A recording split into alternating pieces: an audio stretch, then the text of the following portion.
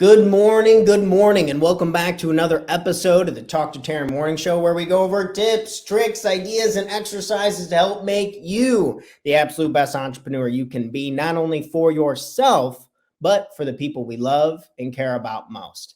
You become better for not only you, but the people you love and care about most. You gotta be a little uncomfortable and take that leap of faith. You're in control of the process. I'm here with you. If we don't continue to grow, if we don't continue to move on, we will be sad and upset.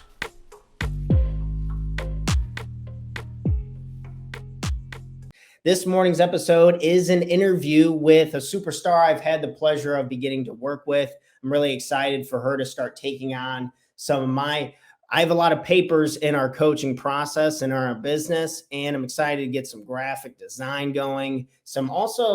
Megan's a rock star in the marketing space as well. And as entrepreneurs, we need to have products that look good and also can get in front of the right people, right? Sometimes I feel like I'm screaming into deaf ears of, this is what I offer. I can really help you with this. And I think with the right look and the right contact, we can do what's necessary to grow our businesses, achieve our goals, and become better versions of ourselves. So I wanted to have Megan on here today, talk more about her ventures, what she's working on. And she also has some really cool side hobbies about getting your booty moving and getting healthy and in shape. So it'll be really exciting to have her on here. So without further ado, good morning, Megan, and thanks so much for coming on to the show this morning. Good morning. Thanks for having me. Well, Megan, I wanted to get right into this post that you had made on Facebook that I really liked, and talking about, so you were working, to my understanding, you had worked with a company for a long time, and then you made the leap and transition into entrepreneurship. Would you mind kind of telling us a little bit about your background in web design? What job did you have for over a decade? What were you doing? Sure. So, the past 11 years, I worked for a small marketing agency that really focused on direct mail.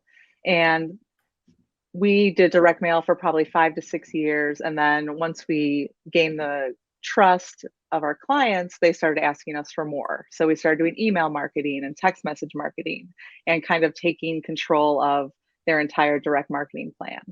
So I did that with them for 11 total years. First 6 years of the direct mail, and then adding on the email marketing. We also had a rewards program that I helped develop.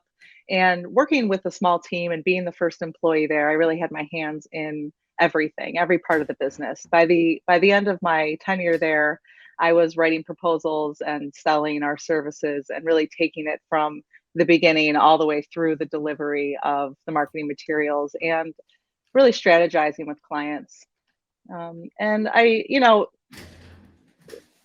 realized one day that I was not really doing the work that I wanted to do. I was really felt like I was at the mercy of the company's profit center, which was direct mail. And Mhm. while the direct mail did work well to make money for our clients, I felt that I wanted to get out of that arena for several reasons. Number one, mostly being the environment. I wasn't feeling good about the plastic that we were putting out into the world, and also I could just see the tide turning to more digital, and the agency wasn't really moving forward with more digital offerings. And I really Mhm. enjoyed working one on one with my clients, and I wanted to choose the clients that I worked with and help them in the way that I knew was best. So I wouldn't be so kind of handcuffed anymore. Right. Yeah, it seems so wild. I'm curious what you think. So many people out there, I'd imagine that they're feeling a lot of friction and a lot of like pain with kind of I'm sure the company that you worked at, there's so many things we can say good about them, so I don't want to sound like I'm demonizing it, but I think so many people, they feel this kind of friction, and this understanding that the marketplace is changing, but they're continuing to stay on that same path. Were you trying to did you want to stay? Like, did you like want to see like real digital change in the company, and like if they would have changed their strategies that would have been more favorable to like the changing industries in digital and been more environmental friendly, would you have stayed, or would you think you still would have left? That's a good question. I think it's hard to say yes or no, but I could tell. And, through I had made some attempts with our vendors to try to get some biodegradable mailers, in production, and I was met with, "Oh, that's too expensive," and Yeah. all due respect to them, they had their business model, and it was really focused around the direct mail. So there wasn't, and that was constantly being reiterated, like almost at every meeting. So Yeah. it was kind of soul sucking in a way that it was like, oh, we're so focused on this one product, but it just felt so limiting. With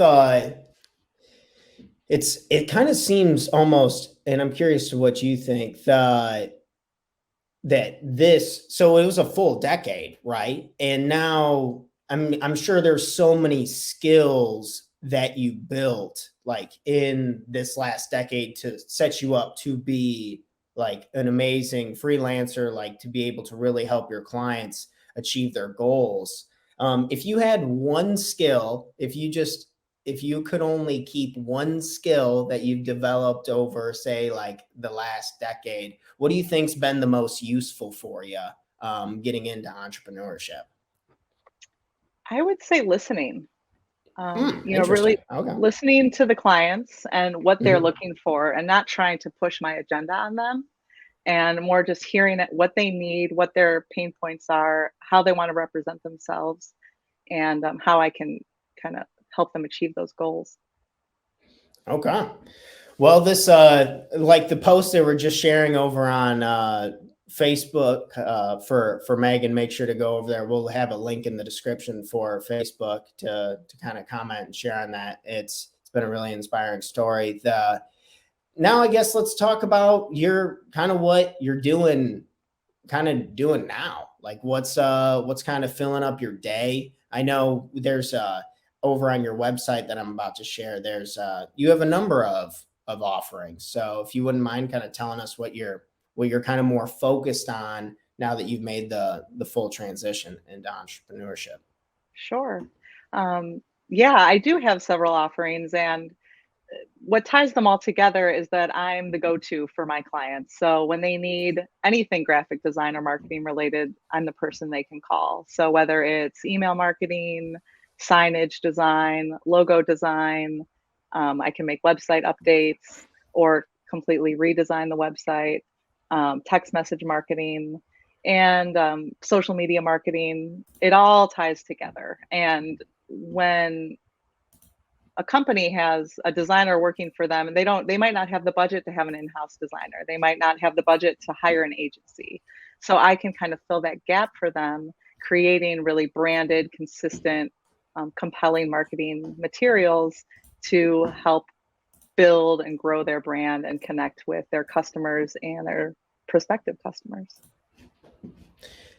Yeah, this so it's the emphasis I think is for small businesses, which is it seems to be such a growing this idea of one person businesses Hmm. and people like getting out of a big team structure and then having full control and then outsourcing all the little things. I know that's me personally. I'm a one person business and then I outsource all of these different things. It has the model has me so excited because if everyone kind of picks their role in it and then has really high quality work, then we can all kind of help and contribute to each other's journey to like really succeed.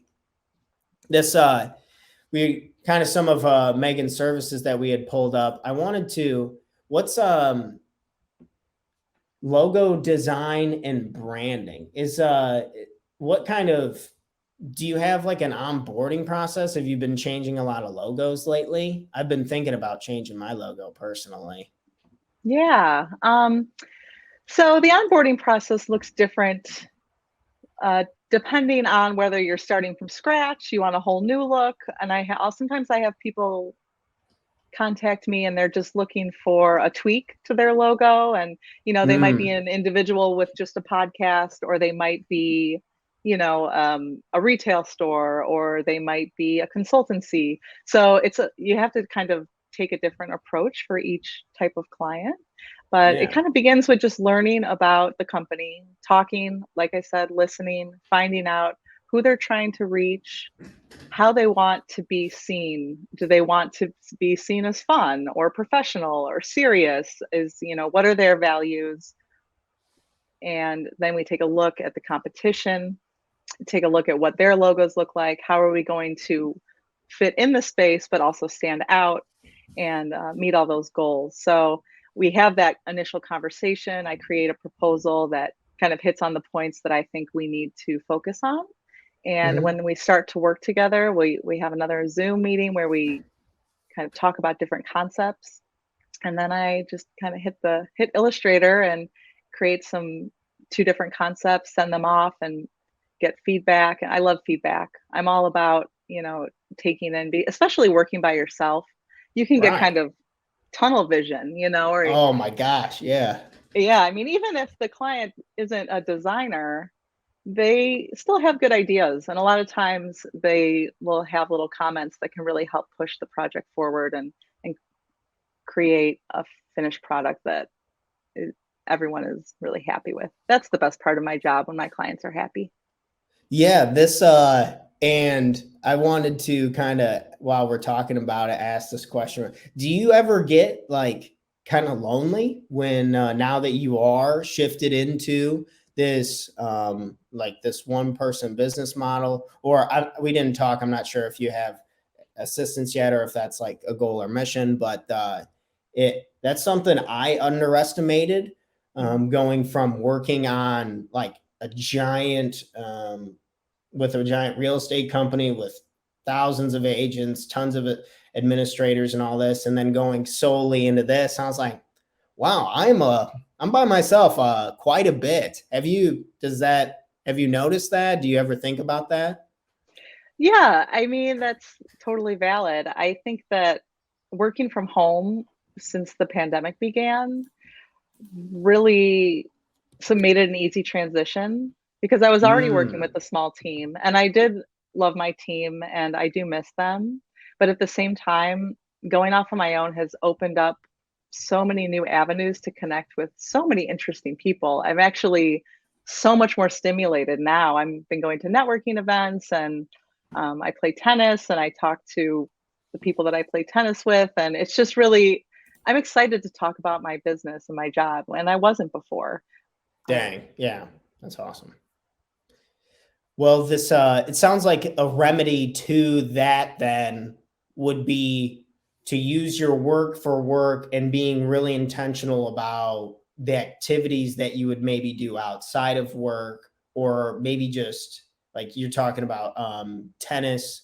I know that you have a Zumba class that me and my girlfriend really want to do and try out and so it seems like these activities become so important, and the ability to express that I really enjoy what I do and why I do it. I mean, shoot, that seems like one of the biggest reasons why I would work with somebody is because they're like passionate and they have conviction about what they're doing and saying. And I'm guessing that's kind of just coming naturally to you now as you're really seeing the change in your clients and yourself. Yeah, that's exactly right. Doing Zumba and being active and networking has created so many opportunities both ways. And it's not so much like, oh, I'm going to Zumba now, I'm going to try to convert my Zumba students into, or find out, like, if they have any leads for my graphic design business. It's more just showing up, Mhm. being kind, being generous, being friendly, doing what I love. And those relationships build organically. Right. Yeah. This on your website we have you do some marketing. I see on here there's some I want to pop back over to your website. You have some email marketing and text marketing. What is your favorite way to market for yourself? And then also vice versa, what's your favorite way to market for your clients? Is the answer different? Is it the same? Yeah, good question. Well, for myself, I really like to use social media just to, and like I was Mm, saying, similarly to um, what I was saying before, it's just showing up, just being myself, giving people a little window into who I am. And of course, you just try to keep it positive. I'm mm, not, I will say, full honesty, it's not always sunshine and rainbows, but I want to help everyone else see their potential and yeah. be inspiring if I can. Hmm. So I so yeah, I would say for me it's just being really authentic on social media. And even sometimes it's not always positive, but it's always productive. I really am a big believer in self-improvement and always Yeah. striving to be better. For my clients, I would say that email marketing is really my favorite tool because my clients email lists really want to hear from them. Being that they're small businesses, they have a similar connection with their clients that I do. It's not, oh, we're sending the spam. Oh, this company's emailing me every day trying to sell me something. We do our email marketing really intentionally. Um, we create a strategy every month. We talk about what their goals are for the month, if there's certain products they're trying to promote, if they're having certain events, or what part of their business could use a little more attention. Hmm. So we kind of plan out the month, and then I again listen very closely to what they're telling me and take good notes. And I just hit the ground running. I source all the imagery, I come up with all the copy, I write the headlines, the subject lines, the body copy. I source imagery from their vendors. I source some copy from their vendors and usually edit it. And it's really fun because it all happens so quickly. We create this campaign, the strategy. I design the campaign, they approve it, it goes out, and it's just like there's a lot of momentum there. We can keep the conversation going with their clients. And then when my clients call me up and say, "Oh yeah, we had a great weekend. 7 people came in and mentioned that email." And sometimes even people will respond to the emails. I've had I've Hmm. had I've had my clients' customers respond to them saying, "Oh my God, this is the best marketing I've ever seen." And I mean, nothing's better than that, right? Right. That's the validation on it. So I think one of the things that I am struggling with the most is motivating myself to build out a bigger email list, Mm, having the right people to get it out to. I don't know why I feel so much friction with it. I'm sure so many entrepreneurs do. It's like, man, I, who do I want to get in front of? I don't want to be that spam emailer. Do you have mm. any tips on like building an email list that I could take to this is a selfish question for me, everyone, but yeah, please take your notes down too. What's some advice you would have for me on building out an email list, getting those people on Sure. there? Well, at the very basic level, you need to make sure that your website has a field and Mm, a sign up form on every page. So put it on the footer, on the homepage. People are used to pop ups. There used to be a lot of, oh, I hate pop ups. Everyone hates everyone does a pop up. Don't be scared to do a pop up and offer them something. And it doesn't mhm, have to be, it's not spammy if you're really providing value.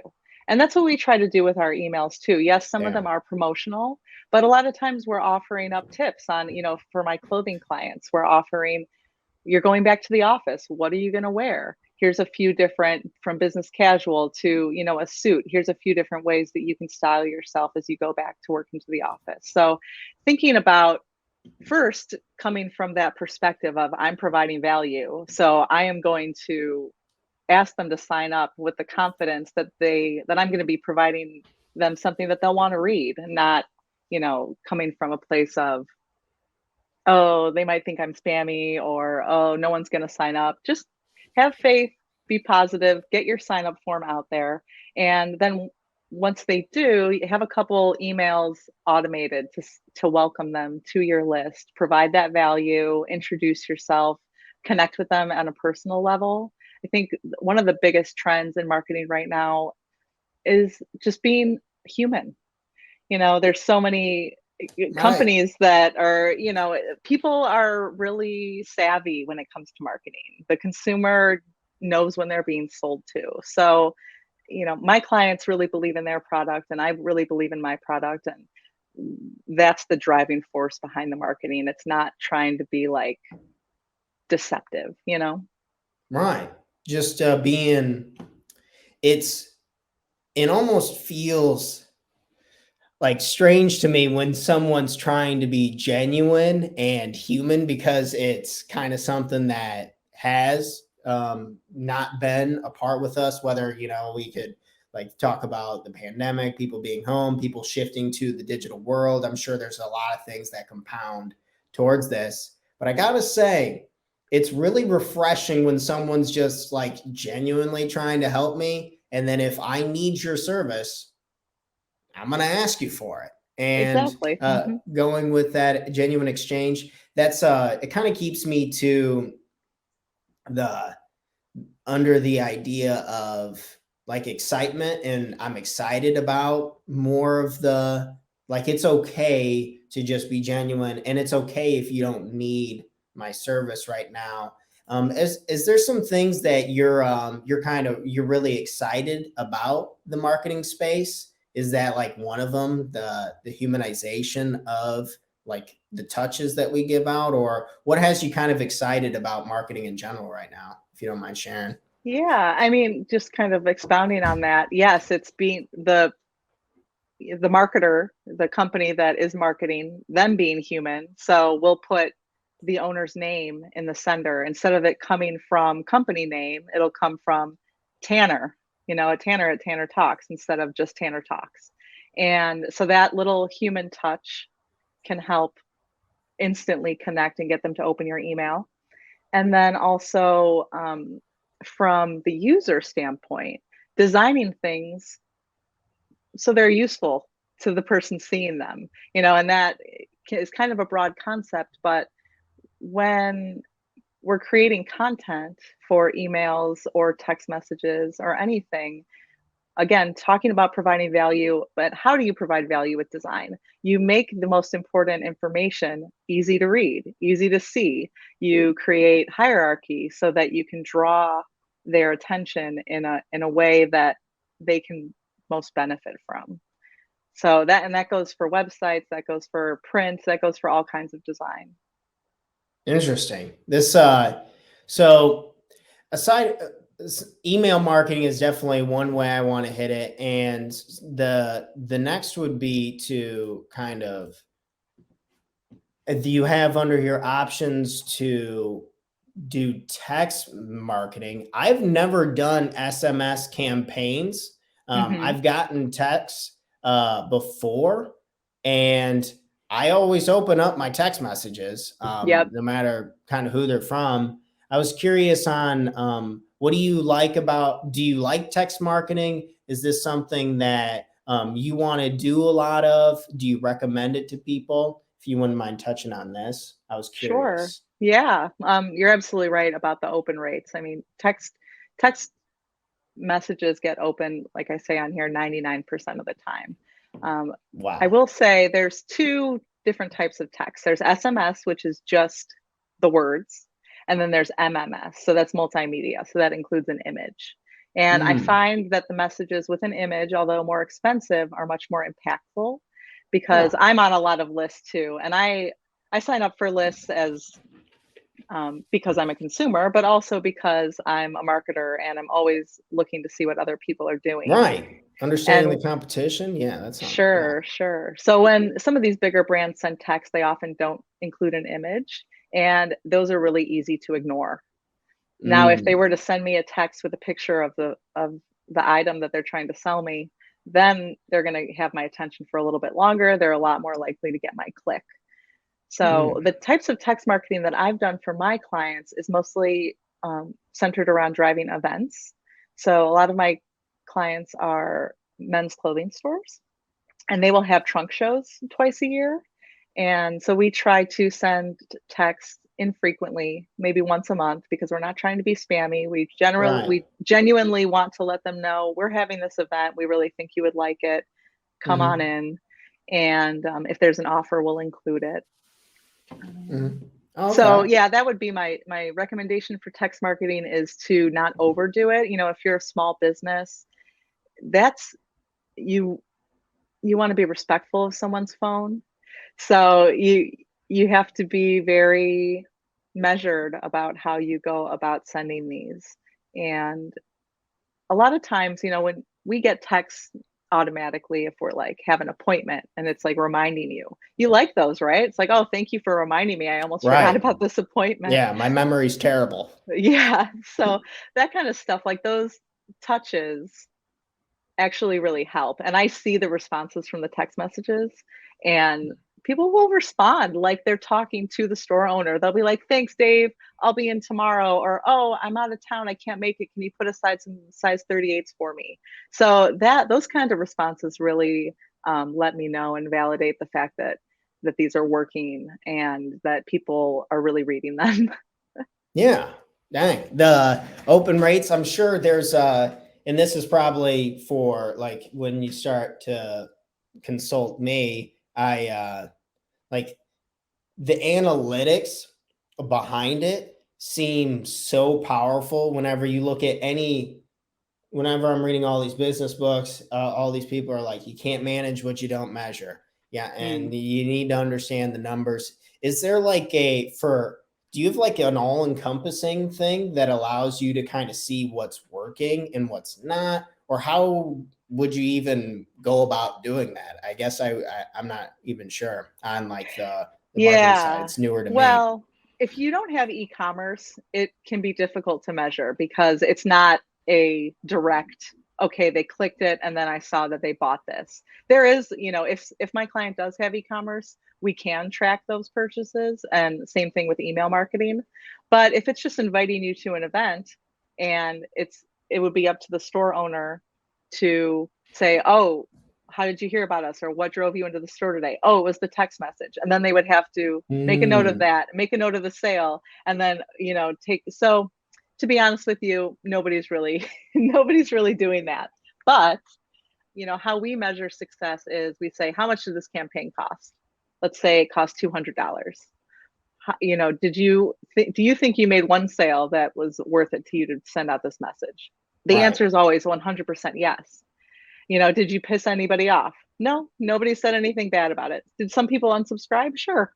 That's okay. You know, Yeah. there's all kinds of reasons why someone unsubscribes. A lot of times it's because they moved. Like people will Mhm. reply to the text, I moved to Georgia. Please take me off your list. So it's like, okay, Mm, sure, no problem. yeah. Um, so we're always, like I said, every month I'm strategizing with my clients and I'm asking them, did the text work? Did you get any feedback from your clients on the text? How was that weekend? How was the event? And we just kind of track it holistically. Dang, nice. And the unsubscribe thing, I just to kind of hit it for 1 second, definitely it's going to take some time and be a little uncomfortable. I know personally, like my ego got checked because this is episode 273 of this sucker. And sometimes I have my subscribers going backwards a couple Mm. people and I'm like, oh my gosh, what do I need to do? And it like drives me crazy. So, but don't worry so much about the numbers versus like you're saying, putting out like a value based message that you truly believe is going to bring value. If I know that I'm going to bring personal development to make entrepreneurs better, then I'm more focused on this and then engaging with my clients and getting their feedback than worrying too much about like having a million subscribers or like being deflated because of the numbers on there. I just wanted to touch on that because I think Yeah, that no, they can that's bother a lot of people in the beginning, when sure. you're not big. Not even just in business, personally, people are always, "Oh, how many people liked this post of mine?" Or, "Oh, did my followers on Instagram dropped?" I think Yeah. that's a very common, um, emotion that people feel, and it does take practice to kind of separate yourself and not take it personally. But I Yeah. think that the key to consistent growth is to continue to put your content in front of more people in different ways. Yeah. And that's through, networking, like I said, social media. I'm a huge believer in Facebook groups. So just Mm. becoming a member of groups of like-minded people. I like to Yeah. do the Peloton app. Like I do strength workouts on, so I don't actually have the bike, but I use the app. So I'm part of all these and I'm a mom. So I'm part of all these Mm. Peloton mom groups on Facebook and like working moms of Peloton, Peloton moms, Mhm. whatever. And every once in a while somebody will be like, I need a logo. And I'm like, oh, here's my link. But also I'm in the group being like, oh my God, what a great workout I had. Or, you Mhm. know, what can you recommend a book for my son on religion? Like things like that. And Yeah. just to connect, like I'm saying, just be yourself, connect with people. People will remember you. People, once they like and trust you, and then those groups are kind of showing up in your feed so that when somebody does ask for something that you can help them with professionally, you're right there to let them know that you're available. Yeah.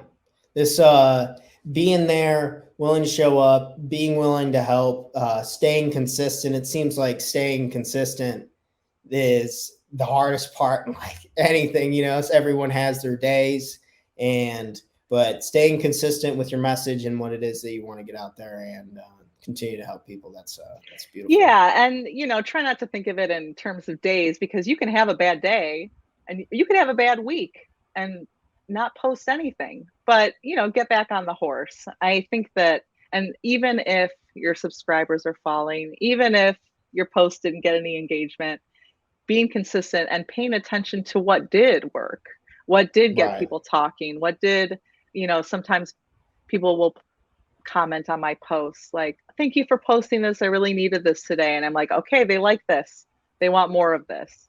And it's Hmm. not like it's a balance of providing content that is getting my message more seen and also um, just providing that value for them. It's a reciprocal type of relationship.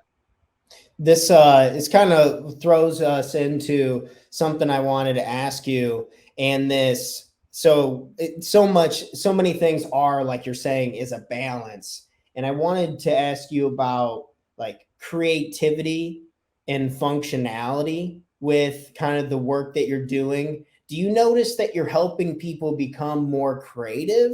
Or do you notice that you're helping people a lot more just be like functional? Like this needs like your website doesn't work and it needs to like we need to get this to work. I just wanted your kind of your rough thoughts, creativity and functionality. What have you been working on more with, and what do you enjoy? Sure. Well, I think that they go hand in hand. I like functionality is the groundwork. That's the foundation. So we need to, whether it's a website or an email, what is the goal? And the Yeah. design needs to meet that goal. And the Yeah. creativity comes into how do I use words and images to serve that function? It's almost like a big puzzle and it's really fun. It's like, and I get to use both sides of my brain for it. So I'm like, okay, like I like this. This is really pretty, and they have this branding, and these are their colors. But like, what's the goal? How can I take all these elements to create a design that is going to, you know, move the needle? Yeah. This so they're kind of working, they definitely work together because like once you have the foundation then you build upon it to seem like so you can bring like so much value that like people would be stupid to say no to your offer. And where's if we could kind of moving on to there's a lot of things that are changing constantly, and with the email marketing, the text marketing, I'm sure regulations are coming in. There's just a lot of things. How does one like stay up to date with like the latest tools and designs that you're doing? How do you stay up to date with that? And then also, would you mind kind of just sharing with our audience some of the softwares that you like to use? Sure. Well, the industry standard for graphic design is the Adobe Creative Suite. Okay. So my main programs that I use are Adobe Illustrator, Adobe InDesign, and Adobe Photoshop. Hmm. And those enable, for Illustrator, it's logos, it's vector art. So vector, this might be getting a little too deep, but vector art is scalable. So sometimes you might see a picture and it looks kind of pixelated. It's a raster image. So raster versus vector. So if you have a raster photograph, that's a Photoshop project. If you need to edit it, brighten up the colors, clean up the background, whatever the case may be.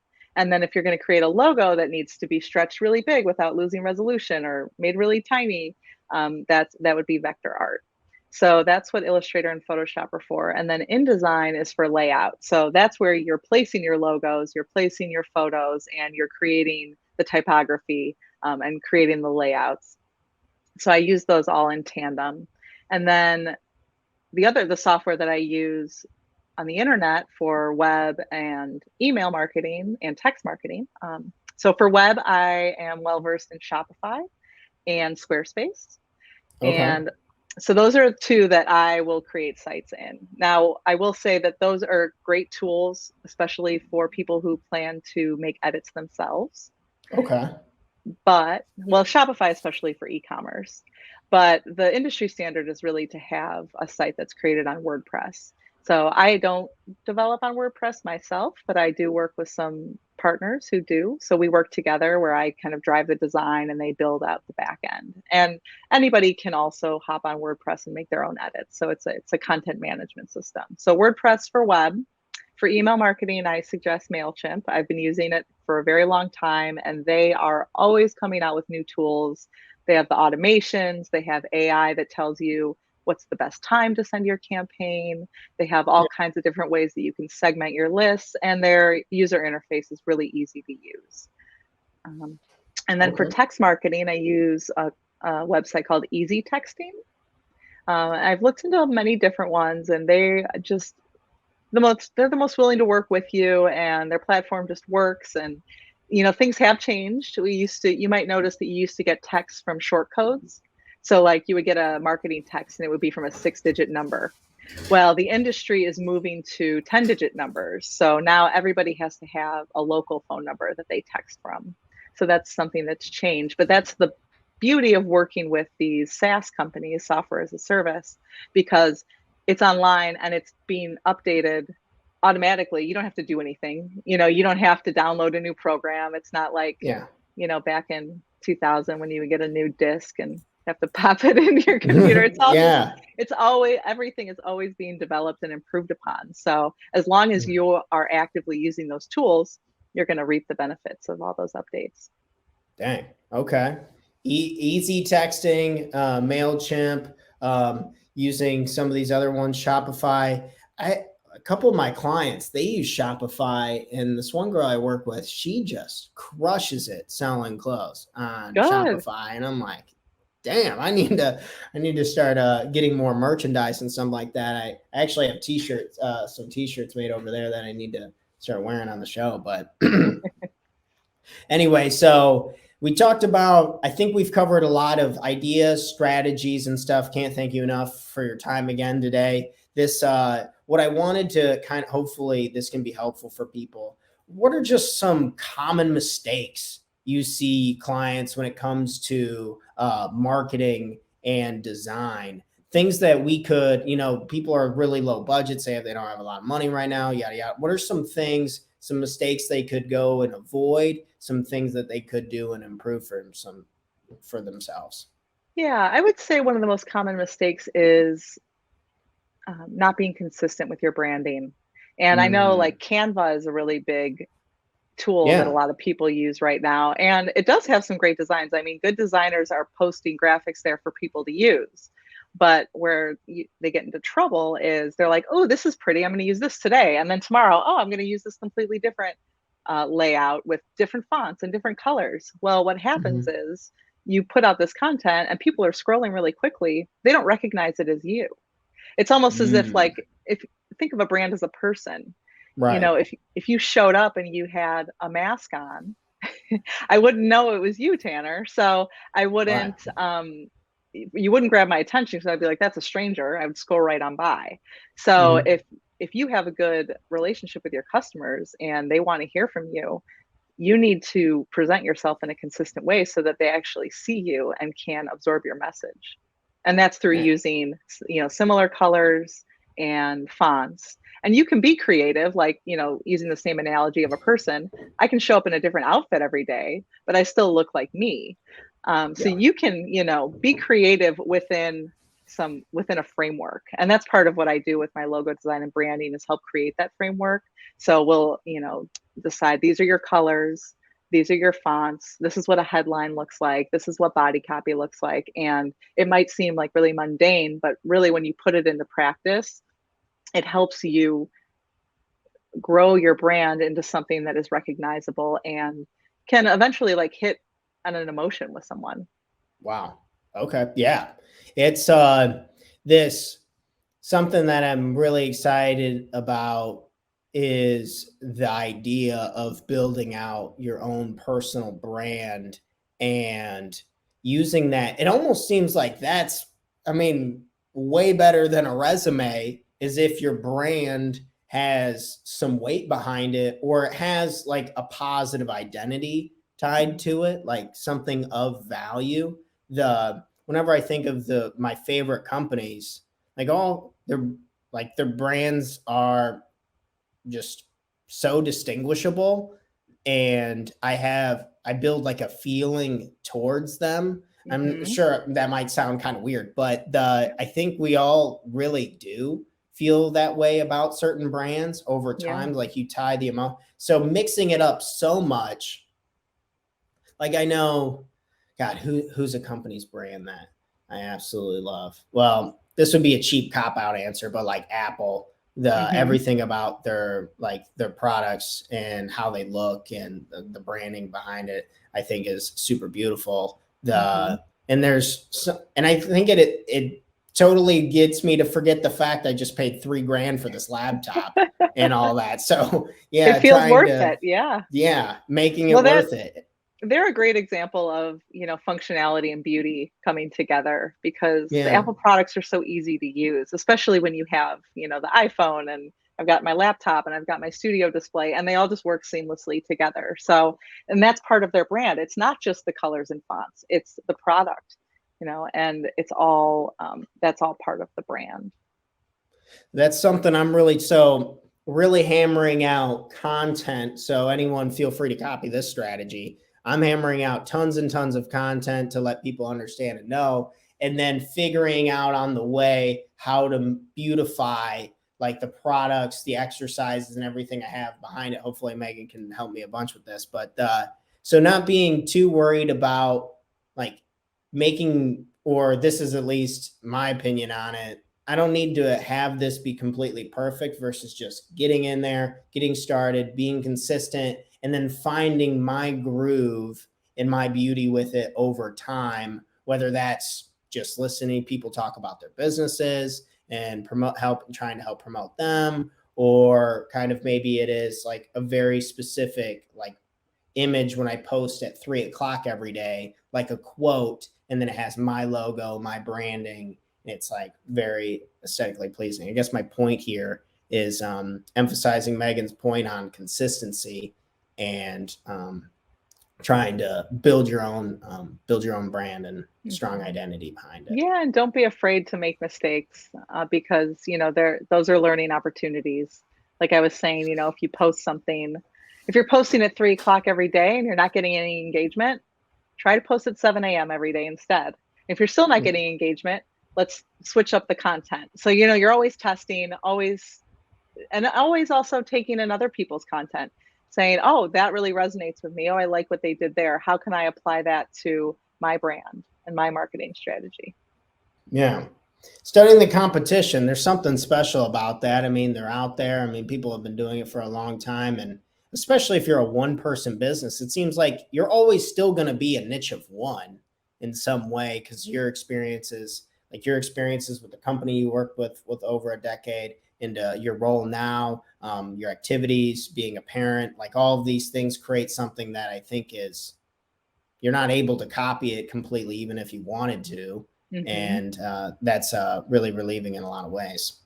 Absolutely. So I agree. Go ahead.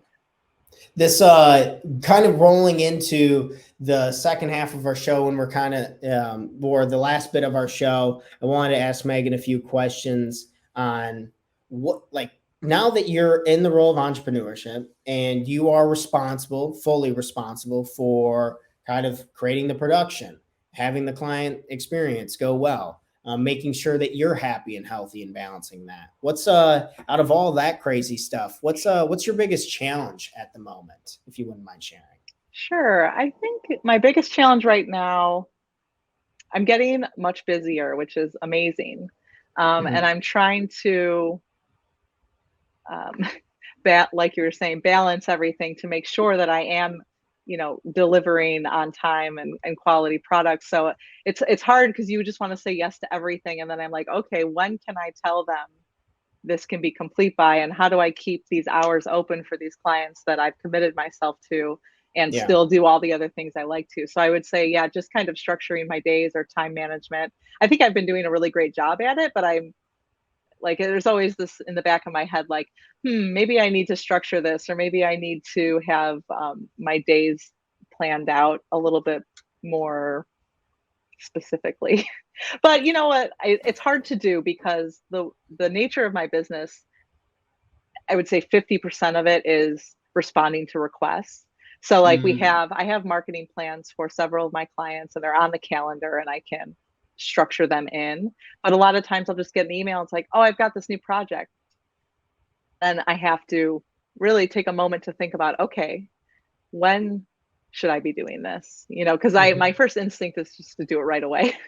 Yeah. But I have all these other commitments too. So it's kind of balancing everything and trying to figure out, um, yeah, time management. Man, this has got to be one of the toughest things to do as an entrepreneur. I have this exercise in our coaching. It's called the entrepreneurial threshold, and then it just has this. And anyone feel free to do this exercise. I absolutely love it. But you lay out like what would be absolutely maxing yourself out. Like, what Mm, does that actually look like? How much money are you making? How much time are you working? And kind of who are you interacting with? Like, you're just creating the schedule that you hypothetically want to have. Because I think most businesses, a lot of them are to help people and make money.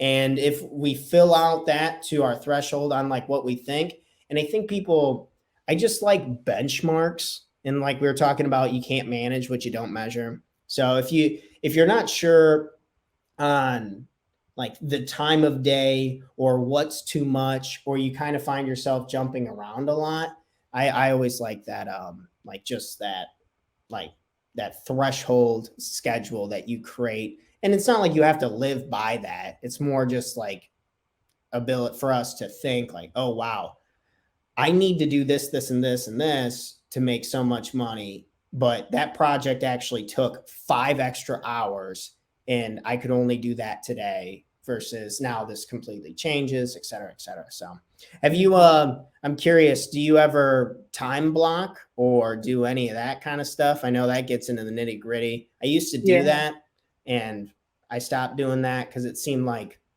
I was like almost becoming a robot, like drink water at Mm. 9 o'clock, call this person at 11 o'clock. And it didn't go with the flow of freelance for me, but I was curious what you're thinking about trying out for scheduling stuff and kind of Sure. promoting that challenge. I have never tried that. It does I don't have a lot of confidence that it would work for me, similar to you. A lot of times, people will schedule meetings with me. So those are on my calendar so I know, and then I take a look at and I also put my deadlines on my calendar.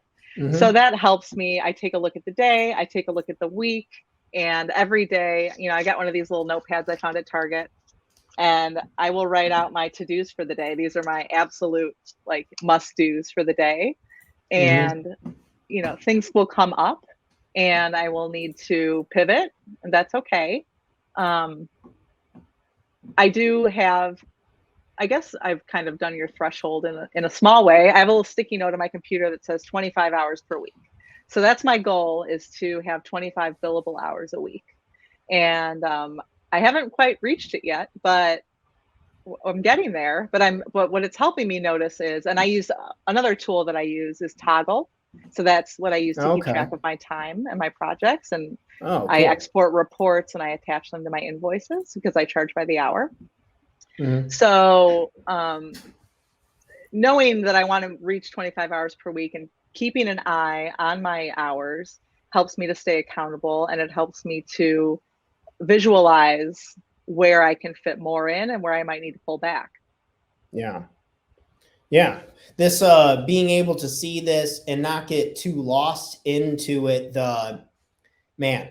So I'm a nature person through and through, and I really I feel the best, not to get into that deep dive, but I feel the best when I don't, when I'm not around tech, when I'm not like looking at clocks or the day of the time, and trying to find this tricky balance of like, okay, I feel most alive when I'm completely disconnected with technology.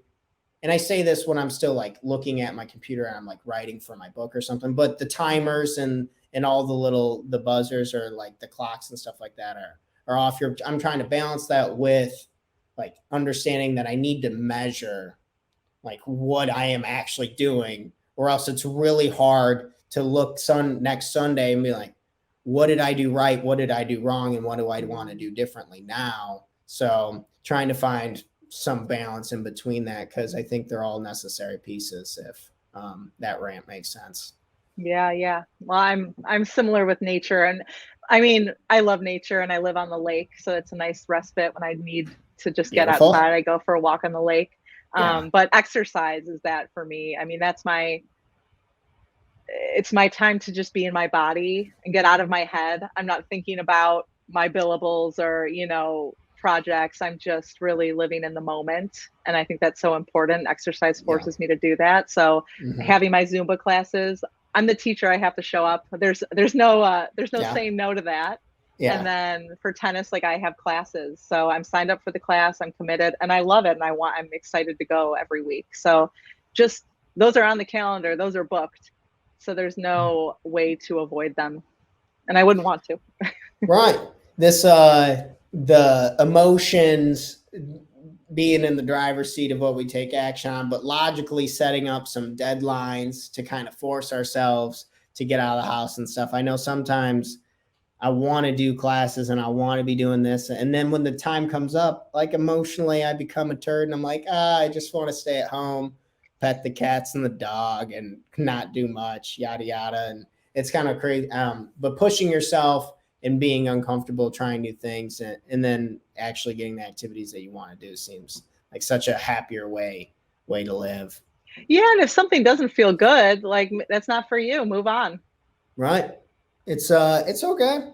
The Yeah. it's really comforting that I'm starting to discover that life's just not that serious, and I'm going at my pace and I'm getting better and I'm enjoying myself. That's probably my number one goal, is just to enjoy life more so I don't Mhm. miss out on it. I've been helping take care of my grandpa recently. He's 90 years old, and I've never been close to somebody who's older, and it just it's been a real shock to me, like holy crap, like this just flies by. And like he was born in 1933 and it's already here today, which is just bonkers to me. So my number one goal is to really enjoy as much of what you were referencing as the present moment. Before we get out of here, I wanted to hear your number one goal though for Mhm. 2023. Do you have a business, health, fitness, working with people? What's your number one goal right now? Gosh, I can't say that I have a goal that I've kind of decided on, but I guess I would just say, for my business to feel solid, to have a steady income, to know that, you know, my income is going to be somewhat consistent from month to month. because Yeah. I'm only like in month 3 right now, and things have ramped up significantly, but I have a lot of unpaid invoices. So we'll kind of, I'm not sure where all the pieces are going to land. And I, I know what May looks like, but I don't know what June is going to look like. So I would love Mhm. to just feel confident that things will remain consistently successful for me and keep myself busy. And I think that a lot of that is comes from networking and talking to you and doing things like this, just keeping myself available and open to new opportunities. Yeah, and that's beautiful. This the consistency, I think, with your skills, your talent, your attitude, and kind of all of the things that you have working for. It's beautiful how entrepreneurs are just like this melting pot of experiences that provide value for people who really need and want it. So I got to say, I thank you very much for doing what you're doing so far. It's really inspiring. I think taking that leap, like we were talking about, just working a 9 to 5, getting into entrepreneurship takes a hero mentality, let alone the ups and downs of income. Because, folks, that is one thing that shocked me as well. It's like, wow, I made $0 last month. Holy shit. I need to make money for this to actually work. But you got to, man, being your own cheerleader and really believing in your message. And no, but I thank you. You're being really inspiring to a lot of people already. Oh, well, that's sweet. Thank you very much. Well, Megan, it was an absolute honor to have you here on the show. We're wrapping up for today. I'm going to go ahead and I'm going to kick Megan off of here. Stick around with us, Megan, in the studio. I'll have a few more questions for you and stuff that you're doing that I need help with. So thanks you again, Megan, for coming on the show this morning. Thank you. Have a good one. All right. That was a really fun interview. Got to selfishly ask some questions about it because I'm really trying to ramp up my own marketing strategies. I've just been pounding phone calls and not like managing it and tracking things as well as I could. I need better systems, to be completely frank with you. And connecting with people who are in the marketing space, connecting with people who have a better idea of how to apply a more efficient system is going to be the key for yourself to grow and evolve your business. So don't be scared to open up. Don't be scared to reach out to people. Like you could see over here on, you can book a free 30-minute call with Megan if you want to talk to her about marketing and web design. I highly recommend it. We're going to have the link for this in the show. I'll put this one for her contact information. Make sure to check her out on social media. She has a lot of fun posts and cool stuff coming in. But other than that, yeah, don't keep reaching out, keep growing yourself. And remember, marketing is vital and important because we got to contact these people and we got to have these touches in order to close sales and to help people and get in front of them. That's all I had for today, folks. You enjoy yourselves. Good morning. Good morning. Have an incredible Friday. And I'll be catching you all live. Remember, next week, we're actually changing our start time for the morning show from 7 a.m. to 8 a.m. Central Standard Time. We're changing our starting point for the morning show from 7 a.m. to 8 a.m. This is to shift some things around for my prospecting campaigns that I'm doing, and then vice versa with the show. So check us out at 8 a.m. Central Standard Time, live on Monday. You guys have an incredible weekend. And in case you needed to hear it, I love you. Keep doing what you're doing, and I'll catch you on the next one. Best of best. Until next time. Peace out. Thanks for checking out our content. If you want to learn more about investing in yourselves and working with me and our company personally, we offer a 6-week Total Life Mastery Bootcamp where we go over the most important topics to make sure that our life has the foundation we need to catapult us forward to take the right and proper actions to become happier and more productive, guaranteed, or our money back.